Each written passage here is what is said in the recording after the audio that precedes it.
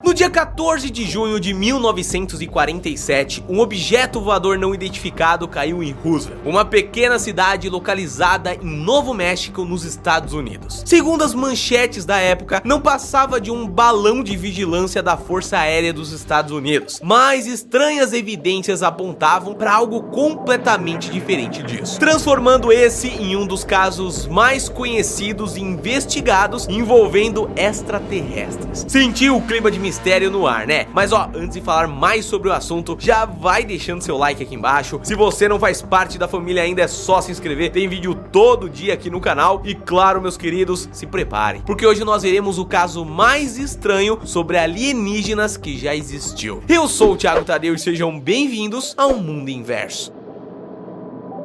Em 8 de julho de 1947, o principal jornal da pequena cidade de Roosevelt publicou na primeira página uma manchete que seria a mais polêmica já vista. Eles diziam que o grupo de bombardeiros da Força Aérea dos Estados Unidos tinha capturado os destroços de um disco voador que havia caído no dia 14 de junho naquela região. Bom, tratando de um jornal respeitoso, é óbvio que eles não tiraram essa informação da cabeça, né? Ela tinha sido transmitida pela própria assessoria de imprensa da Base Aérea do México, que declarou que o OVNI tinha caído em um rancho ali por perto. E com a ajuda de William Brazel, que era o dono do rancho, o exército conseguiu tomar posse do objeto, o que seria importantíssimo para realizar estudos e coisas do tipo. Bom, a partir daí, como se pode esperar, os jornais e toda a mídia entraram em uma verdadeira loucura. Afinal, não é todo dia que se tem uma notícia bombástica dessas, né? E muito menos em uma cidade super pequena que ninguém tinha notado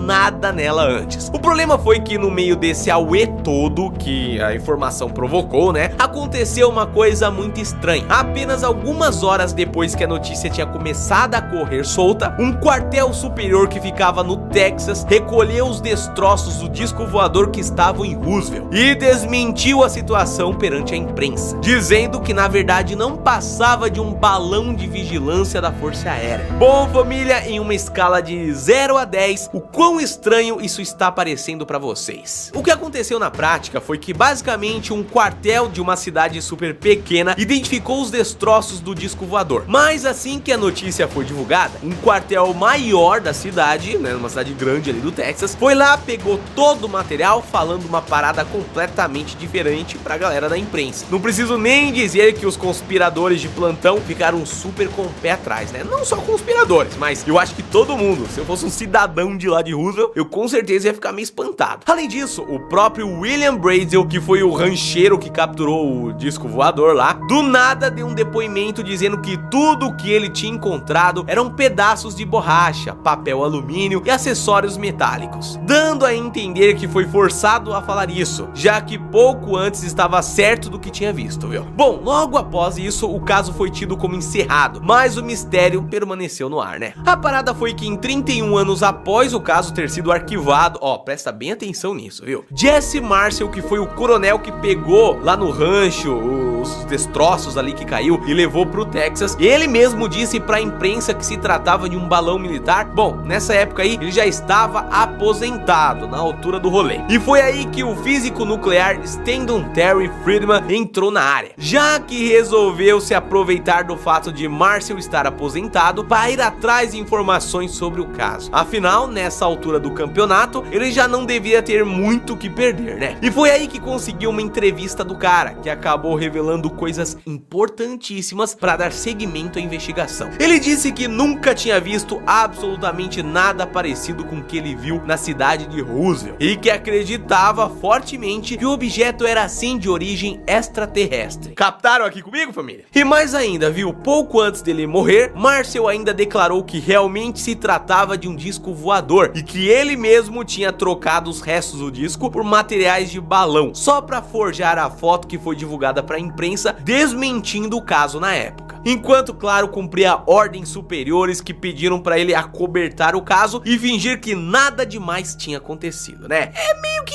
óbvio isso aí. Bom, depois disso, várias outras testemunhas foram surgindo do nada e divulgando informações que batiam muito com o que ufólogos acreditavam. Uma delas foi Walter Haut, que era um tenente de Roosevelt, que foi quem escreveu o comunicado na época desmentindo aquela situação. Algum tempo depois do depoimento de Marshall, revelou que não apenas tinha visto o disco voador com os próprios olhos, claro, mas que também viu corpos de alienígenas mortos dentro do disco. Eita lasqueira! Quando você acha que já tá ruim, pra piorar, né? Mas mesmo com todas essas testemunhas importantíssimas, diga-se de passagem, há uma outra corrente nessa história maluca que defende que a maioria dessas testemunhas poderia estar confusa e mentalmente instável devido à idade avançada, já que só foram falar sobre o que viram décadas depois do acontecido, e que na verdade o que aconteceu lá não teria sido alienígena, sabe? Mas não por isso menos intrigante, é claro. Isso porque essa corrente conspiratória encontrou alguns documentos em 1994 que trouxeram evidências de que, na verdade, apesar de não se tratar de algo extraterrestre, era tão secreto e misterioso quanto, já que revelou um projeto chamado Project Mogul, que pertencia à aeronáutica americana e tinha um plano de lançar vários balões disfarçados de balões meteorológicos, né? Mas que na verdade estavam equipados com microfones, rádios e uma estrutura de alumínio bizarra para descobrir se a Rússia estava realizando testes nuclear. Então, dá pra entender que também era meio delicada a parada. Tá, agora aqui, família, nós entendemos que existiram pessoas importantes pro caso que no final da vida delas decidiram falar que eram sim extraterrestres, que era sim disco voador, que tinha ainda seres extraterrestres mortos lá dentro, e pessoas que encontraram documentos de 1994 falando sobre esse possível